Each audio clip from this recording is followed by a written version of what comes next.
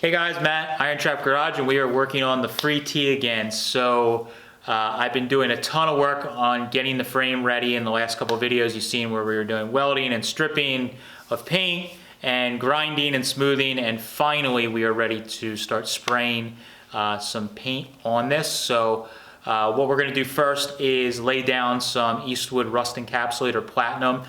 Because this frame is an old frame that we heavily modified, if you guys haven't been following along, if you look at the earlier videos, we started with a set of 46 to 48 Ford frame rails that we broke down and we cut and modified, and they were pitted. They did have a little bit of pitting on them, and even though we cut and changed a lot of stuff, there is still some pits in the original Model A cross members and also in the frame rails. So even though we stripped it down really good early on, I still need to go back over it and strip it some more. So I'm going to use the SCT, strip it down a little bit better, but I do need to use the platinum just to seal it up because there may be some rust in the pits. And then we can do a little bit more work. I'm going to try and do a little bit of body work, I think, on just the front frame rails that are exposed, just to smooth them out a little bit, and then we can spray some chassis black on it.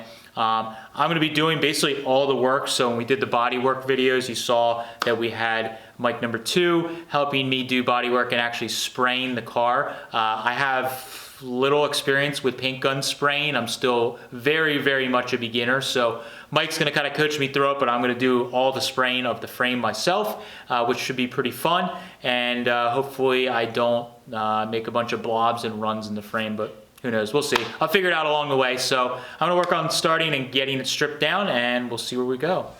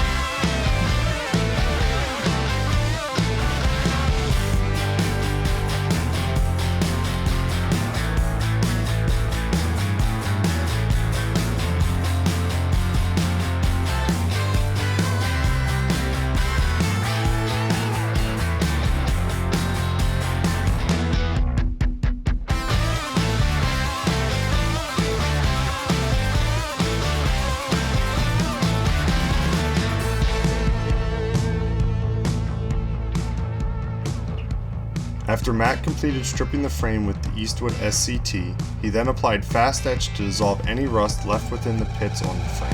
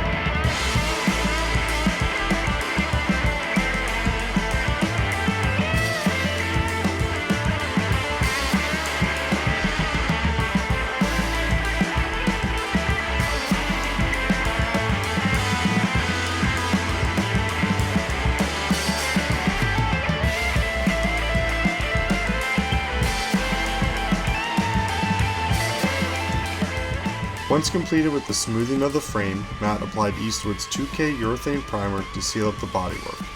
This prevents it from ghosting through the final paintwork.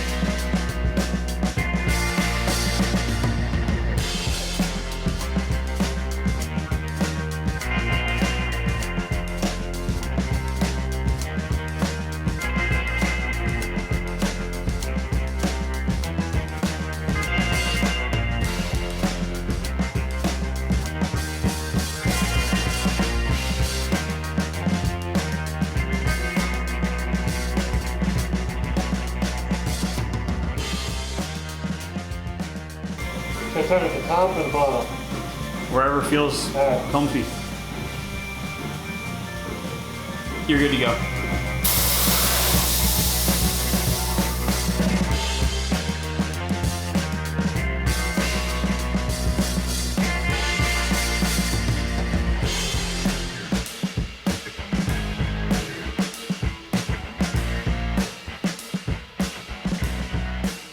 Alright? I would probably do the backs first, the bottoms and outside and top of the back, and work your way around the whole back, and then do the same in the front. Okay. Yep.